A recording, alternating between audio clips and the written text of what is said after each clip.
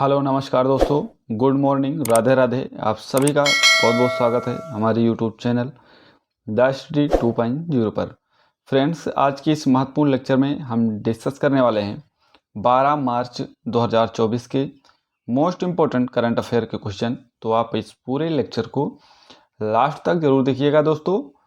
और लास्ट में आपसे एक क्वेश्चन पूछा जाएगा जिसका आंसर आपको कमेंट सेक्शन में जरूर देना है दोस्तों। और रोज़ की तरह ही स्टैटिक जीके के क्वेश्चन रखे गए हैं लास्ट में। तो ये वीडियो लास्ट तक जरूर देखिएगा, आपको ज़रूर पसंद आएगी दोस्तों। और वीडियो पसंद आए तो वीडियो को लाइक ज़रूर करें, और चैनल पर नए हैं तो चैनल को सब्सक्राइब करके बेल आइकन को ज़रूर प्रेस कर लें दोस्तों। तो आइए शुरू करते हैं दोस्तों आज की करंट अफेयर की क्लास को।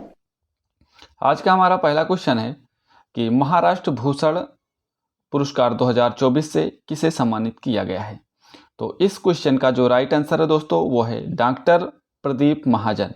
ऑप्शन नंबर बी इस क्वेश्चन का राइट आंसर है। डॉक्टर जो प्रदीप महाजन हैं, इन्हें जो महाराष्ट्र भूषण पुरस्कार 2024 से सम्मानित किया गया है। डॉक्टर जो प्रदीप महाजन हैं उनको प्रतिष्ठित महाराष्ट्र भूषण पुरस्कार 2024 से सम्मानित किया गया है, और चिकित्सा के क्षेत्र में योगदान के लिए इस पुरस्कार को इन्हें दिया गया है दोस्तों।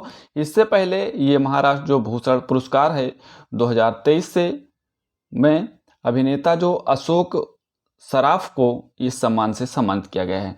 तो याद रखिएगा 2023 है, इसे दिया गया है, अभिनेता हैं जो अशोक सराफ, इनको 2023 का दोस्तों महाराष्ट्र भूषण पुरस्कार दिया गया है दोस्तों। यहाँ पर हम बात करते हैं महाराष्ट्र भूषण पुरस्कार से।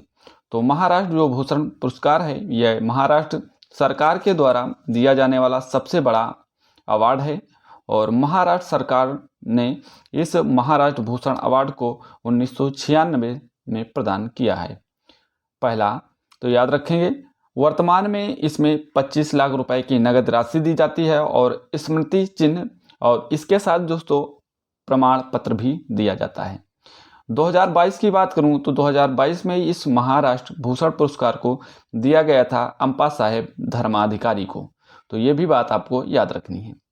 आइए दोस्तों आगे चलते हैं, बात करते हैं यहाँ पर हाल ही में प्रदान किए गए प्रमुख पुरस्कारों के बारे में। तो पाली उमरीगर पुरस्कार जो दिया गया है वो सुमन गिल को दिया गया है, और freedom of the city of London इस अवार्ड से अजीत मिश्रा को सम्मानित किया गया है।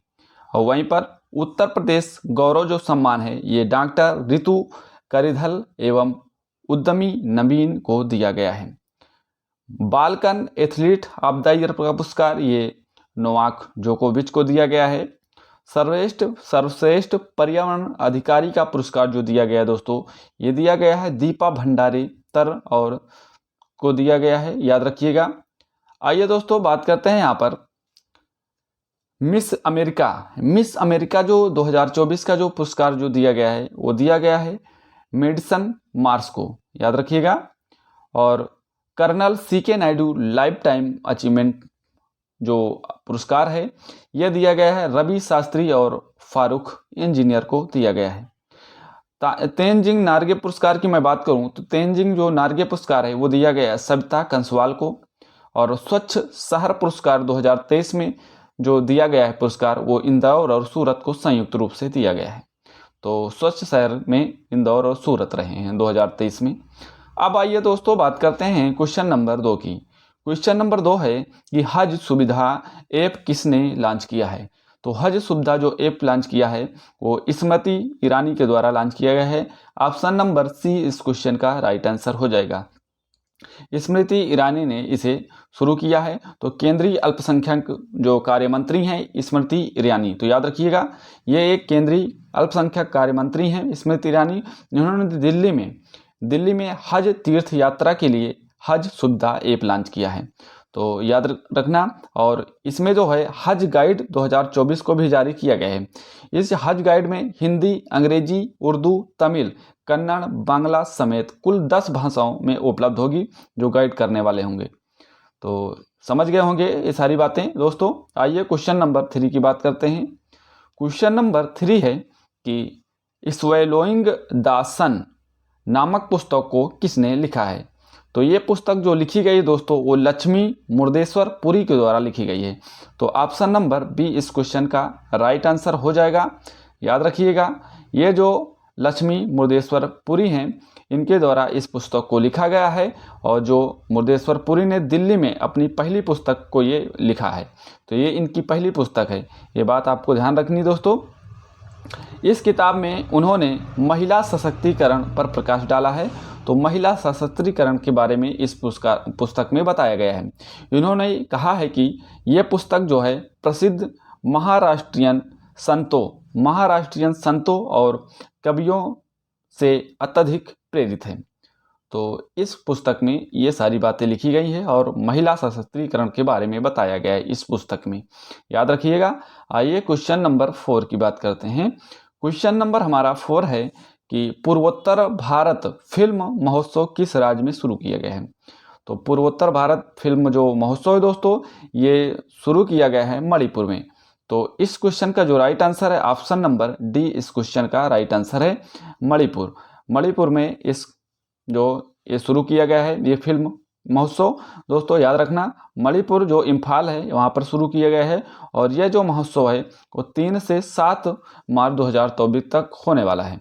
तो 3 से 7 मार्च तक ये होने वाला है, और इस महोत्सव का जो प्रमुख उद्देश्य है वो पूर्वोत्तर भारत की सिनेमा की योगदान को उजागर करना। जो पूर्वोत्तर भारत है उसमें जो सिनेमा को उजागर करना वहाँ पर इसका जो है उद्देश्य बताया गया है। और 3 से 7 मार्च तक यहाँ पर ये आयोजन हुआ है, और बता दें कि ये इम्फाल मणिपुर में हुआ है। ये सारी बात आपको याद रखनी है। आइए दोस्तों आगे बढ़ते हैं, प्रमुख फिल्म महोत्सव के बारे में बात करते हैं। तो अगर आपसे पूछे कि भारतीय अंतर्राष्ट्रीय फिल्म महोत्सव कहाँ पर हुआ, तो ये दोस्तों गोवा में हुआ। याद रखिएगा, गोवा भारत में हुआ है। कांस फिल्म महोत्सव की बात करूं तो ये फ्रांस में हुआ है दोस्तों, फ्रांस में हुआ है। और बर्लिन अंतर्राष्ट्रीय फिल्म महोत्सव ये बर्लिन जर्मनी में हुआ है। और वेनिस फिल्म महोत्सव ये वेनिस इटली में हुआ है। तो आप समझ गए होंगे। आइए दोस्तों आगे बात करते हैं। अब क्वेश्चन जो है यहाँ पर आपसे पूछा है कि टोरंटो अंतर्राष्ट्रीय फिल्म महोत्सव कहाँ पर हुआ। तो ये टोरंटो कनाडा में हुआ है। तो टोरंटो कहाँ पर है, कनाडा में है, और यहीं पे हुआ है। अगर आपसे पूछें ट्रिबेका फिल्म फेस्टिवल कहाँ पर हुआ है, तो ये ट्रिबेका जो है दोस्तों ये न्यूयॉर्क शहर में हुआ है। न्यूयॉर्क USA में है, यहीं पर ये जो है फेस्टिवल आयोजित किया गया है। बुसान अंतर्राष्ट्रीय फिल्म महोत्सव की बात करूँ तो ये बुसान शहर में हुआ है, और ये दक्षिण कोरिया में है स्थित है। तो ये थे दोस्तों प्रमुख फिल्म फेस्टिवल के बारे में मैंने आपके सामने चर्चा किया है, तो आप इसको ध्यान रखेंगे। आइए बात करते हैं क्वेश्चन नंबर 5 के बारे में।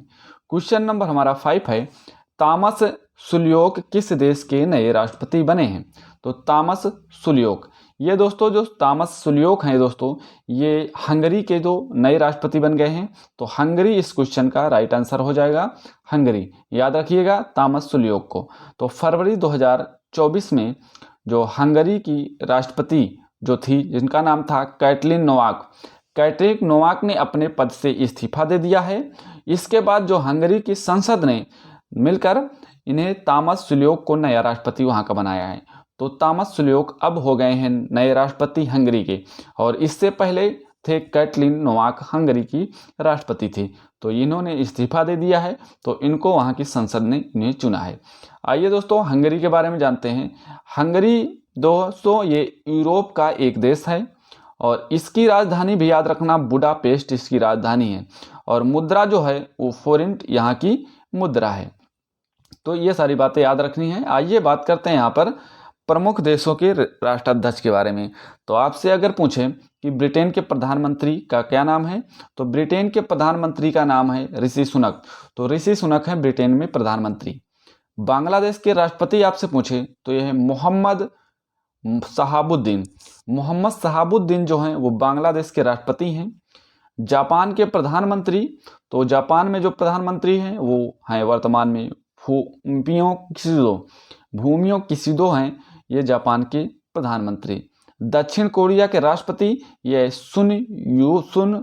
यून सुक योल जो हैं वो दक्षिण कोरिया के राष्ट्रपति हैं।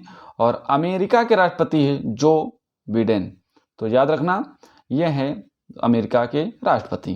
तो तो ये सारी बातें आपको याद रखनी है। कनाडा के अगर प्रधानमंत्री आपसे पूछें कि कनाडा के प्रधानमंत्री कौन है, तो जस्टिन ट्रूडो। देखिए दोस्तों, सभी इंपॉर्टेंट है आपके लिए, जो भी पॉइंट मैं लेकर आता हूँ वो सारे इंपॉर्टेंट होते हैं, ठीक है। तो दोस्तों छोटी सी वीडियो रहती है 25 मिनट तक की, 20 से 25 मिनट, तो आप क्या करें, 2 बार देखा करें ताकि आपको अच्छे से आपके दिमाग में सेट हो जाए, ठीक है। सुबह और शाम तक में 2 बार देख लिया करें। तो दोस्तों आइए फिर आगे बात करते हैं। नेपाल के अगर प्रधानमंत्री आपसे पूछे तो वो है पुष्प कमल दाहाल। पुष्प कमल दाहाल जो है वो हैं नेपाल के प्रधानमंत्री। और श्रीलंका के प्रधानमंत्री की बात करूं तो ये हैं दिनेश गुणवर्धने। दिनेश गुणवर्धने जो हैं ये हैं श्रीलंका के प्रधानमंत्री। और ऑस्ट्रेलिया के जो प्रधानमंत्री हैं वो एंथनी एल्बनीज ऑस्ट्रेलिया के प्रधानमंत्री हैं। तो देखिए दोस्तों, मैंने आपके सामने प्रमुख देशों के जो राष्ट्राध्यक्ष हैं सभी के बारे में डिस्कस किया है और इम्पोर्टेंट है दोस्तों, एक बार रिवीजन जरूर कर लेंगे। आइए दोस्तों बात करते हैं यहाँ पर क्वेश्चन नंबर 6 के बारे में। क्वेश्चन नंबर 6 है कि अंतर्राष्ट्रीय निरस्त्रीकरण और अप्रसार जागरूकता दिवस कब मनाया जाता है। तो दोस्तों ये जो मनाया जाता है ये 5 मार्च को मनाया जाता है। तो 5 मार्च इस क्वेश्चन का राइट आंसर हो जाएगा। दोस्तों युवाओं के लिए निरस्त्रीकरण के मुद्दों के बारे में जागरूकता बढ़ाने के लिए ये दिवस मनाया जाता है। और इस दिवस की जो स्थापना की गई थी वो 2021 में संयुक्त राष्ट्र सभा द्वारा इसकी स्थापना की गई थी। और जो ये निशस्त्रीकरण है इसका अर्थ होता है विनाशकारी हथियारों, ठीक है। विनाशकारी हथियार इसका जो है वो होता है, अर्थ बताया गया है दोस्तों, याद रखना। और जो अस्त्र शस्त्रों के आदान प्रदान पर रोक लगाना तथा उपलब्ध विनाशकारी हथियारों को नष्ट करना इसका काम होता है।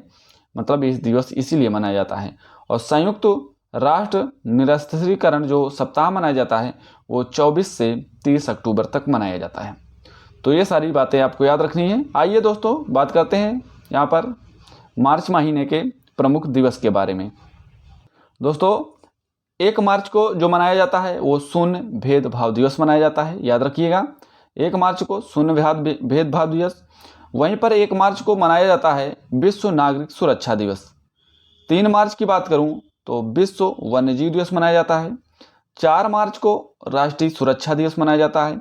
8 मार्च को अंतर्राष्ट्रीय महिला दिवस के रूप में मनाया जाता है।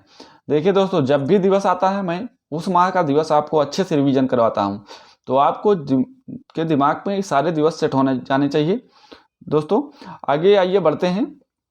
10 मार्च की बात करूं तो 10 मार्च को CISF दिवस के रूप में मनाया जाता है। 15 मार्च को विश्व उपभोक्ता दिवस अधिकार दिवस मनाया जाता है। 16 मार्च को राष्ट्रीय टीकाकरण दिवस मनाया जाता है। और 20 मार्च को अंतर्राष्ट्रीय प्रसन्नता दिवस मनाया जाता है। और 20 मार्च को ही विश्व गौरैया दिवस के रूप में मनाया जाता है। और 21 मार्च को दोस्तों विश्व वानिकी दिवस के रूप में मनाया जाता है। तो ये इंपॉर्टेंट दिवस दोस्तों याद रखना। 21 मार्च को मनाया जाता है विश्व डाउन सिंड्रोम दिवस भी मनाया जाता है 21 मार्च को। और 22 मार्च को आपको पता है विश्व जल दिवस मनाया जाता है। और 23 मार्च को विश्व मौसम विज्ञान दिवस मनाया जाता है। और 24 मार्च को TB दिवस के रूप में, या इसे बोलते हैं विश्व क्षय रोग दिवस, इस दिवस के रूप में मनाया जाता है। तो ये थे मार्च महीने के प्रमुख दिवस दोस्तों। आइए अब बात करते हैं यहाँ पर नेक्स्ट क्वेश्चन की बात। क्वेश्चन नंबर 7 है मुख्यमंत्री महिला सम्मान योजना किस राज्य या केंद्र शासित प्रदेश में शुरू की गई है। तो ये दोस्तों शुरू की गई है दिल्ली में। तो दिल्ली इस क्वेश्चन का राइट आंसर हो जाएगा, याद रखना। दिल्ली इस क्वेश्चन का राइट आंसर हो जाएगा। दिल्ली में यह मनाया गया है। केंद्र शासित प्रदेश दिल्ली में मुख्यमंत्री महिला सम्मान योजना जो है ये शुरू किया गया है। तो दिल्ली में शुरू किया गया है। और वित्तीय वर्ष 2024-25 के बजट में इस योजना की घोषणा की गई है। इस योजना में 18 वर्ष से अधिक आयु की सभी महिलाओं को 1000 रुपये हर महीने दिए जाएंगे। तो 1000 रुपये हर महीने दिए जाएंगे। और दिल्ली विधानसभा में वित्त मंत्री जो अतिथि मरलेना ने वर्ष 2024-25 के लिए 76,000 करोड़ रुपए का बजट भी पेश किया है। तो यहां से ये क्वेश्चन इंपॉर्टेंट बन जाता है दोस्तों, याद रखिएगा। आइए दोस्तों आगे बढ़ते हैं। दिल्ली की जो आर्थिक सर्वेक्षण, यहाँ पर करंट अफेयर की बात करते हैं दिल्ली से। तो दिल्ली के आर्थिक सर्वेक्षण 2024 के अनुसार प्रति व्यक्ति आय जो है वो 2 वर्षों में 22% बढ़कर हो गई है 4.61 लाख रुपए हो गई है। तो याद रखिएगा। और दिल्ली सरकार ने ट्रांसजेंडरों के लिए मुफ्त बस यात्रा की भी घोषणा की है। और दिल्ली सरकार ने जो BS3 पेट्रोल और BS4 डीजल की जो 4 पहिया वाहनें हैं इनको चलाने पर प्रतिबंध लगा दिया है। तो याद रखिएगा दोस्तों। आइए दोस्तों आगे बढ़ते हैं। दिल्ली का जो पहला अंतर्राष्ट्रीय पतंग महोत्सव मनाया गया है वो दिल्ली में मनाया गया है, जो बांसेरा हमें यहाँ पर आयोजित किया गया है। और वन टाइम सेटलमेंट जो स्कीम है ये दोस्तों दिल्ली में शुरू की गई है।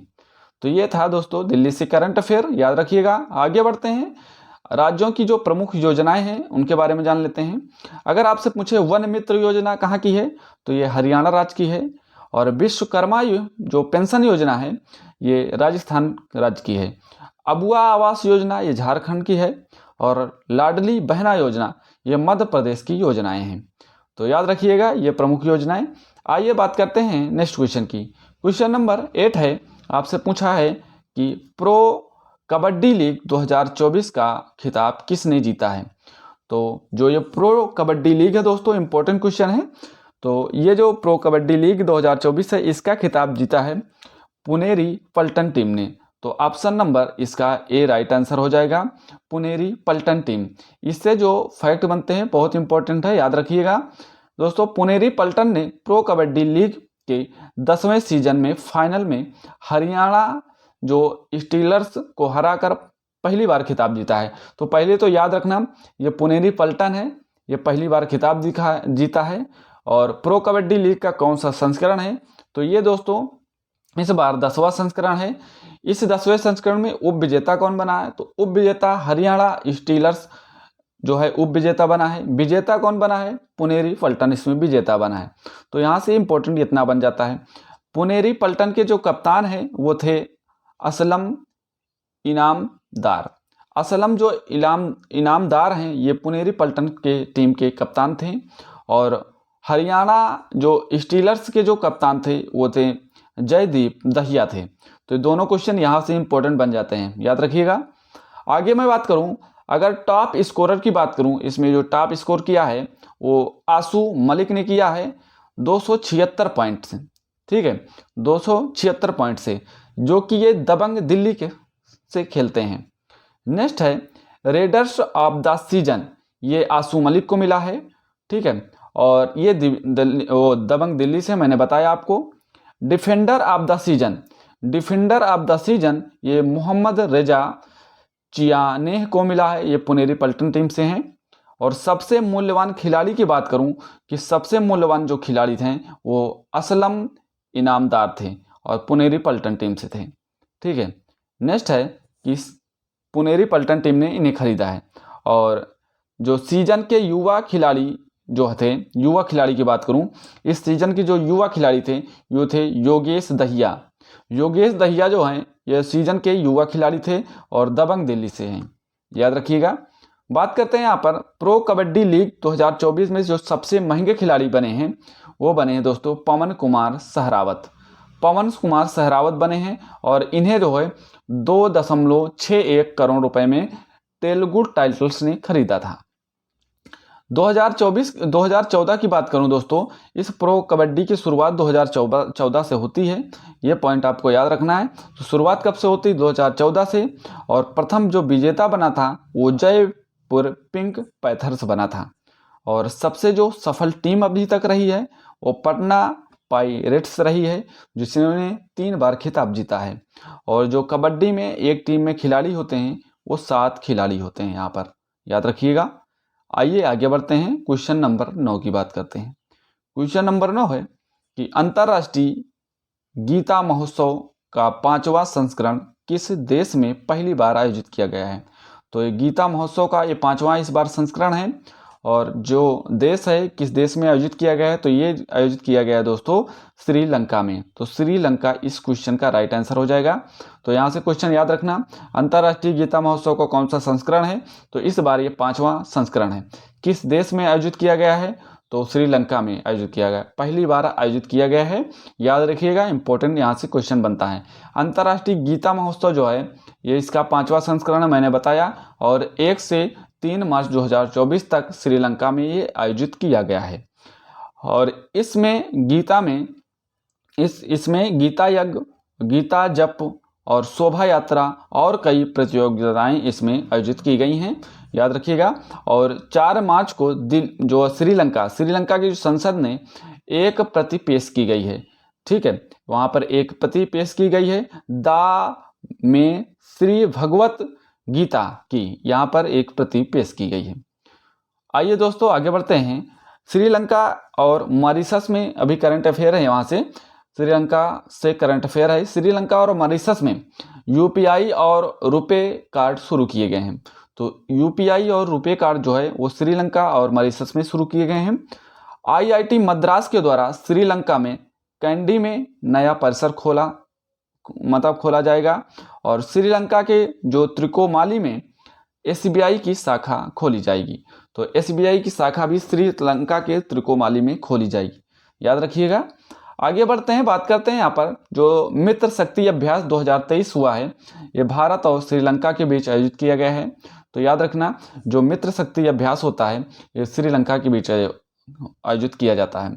श्रीलंका ने भारत को मुफ्त वीजा पर्यटन प्रदान भी किया है। तो मुफ्त वीजा पर्यटक जो है श्रीलंका ने भारत को प्रदान किया है। और श्रीलंका जो है वो हिंद महासागर रिम एसोसिएशन का अध्यक्ष बन गया है। तो रिम एसोसिएशन का जो अध्यक्ष बना है वो श्रीलंका बना है। तो यहाँ से इतने करंट अफेयर के क्वेश्चन मैंने आपके सामने डिस्कस किए। दोस्तों आपको पसंद आ रही होगी हमारी मेहनत। अगर हमारी मेहनत दोस्तों आपको पसंद आ रही है तो प्लीज़ इस वीडियो को शेयर ज़रूर करें, और चैनल पर नए हैं तो चैनल को ज़रूर सब्सक्राइब कर लें दोस्तों। आइए दोस्तों आगे बात करते हैं क्वेश्चन नंबर 10 के बारे में। आज का हमारा लास्ट क्वेश्चन है कि डेफ कनेक्ट 2024 का आयोजन कहाँ किया गया है। तो जो डेफ कनेक्ट 2024 का आयोजन किया गया है दोस्तों वो नई दिल्ली में किया गया है। तो ऑप्शन नंबर ए इसका राइट आंसर हो जाएगा, नई दिल्ली, याद रखिएगा।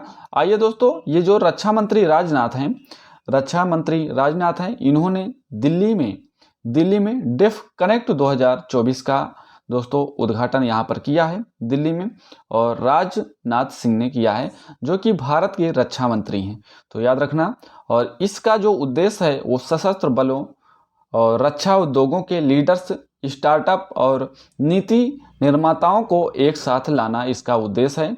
और जो डेफ कनेक्ट 2024 में आधुनिक प्रौद्योगिकी का प्रदर्शन किया जाएगा इसमें। तो आधुनिक जो प्रौद्योगिकी हैं उनका जो प्रदर्शन इसमें दिखाया जाएगा। तो याद रखिए। आइए दोस्तों बात करते हैं स्टैटिक जीके के रिवीजन वाले में। तो स्टैटिक जीके के आज के रिवीजन में है महात्मा गांधी से जीके, ठीक है, याद रखिएगा। तो महात्मा जो गांधी है, इनका जो जन्म दिवस किस तिथि को मनाया जाता है, तो 2 अक्टूबर को मनाया जाता है, ठीक है। 2 अक्टूबर को महात्मा गांधी का जन्म दिवस मनाया जाता है, याद रखिएगा।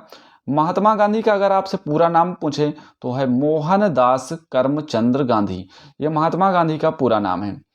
किस आंदोलन के समय महात्मा गांधी ने कहा कि मेरे जीवन की यह अंतिम संघर्ष होगा, और आंदोलनकारियों को दोस्तों करो या मरो का नारा दिया?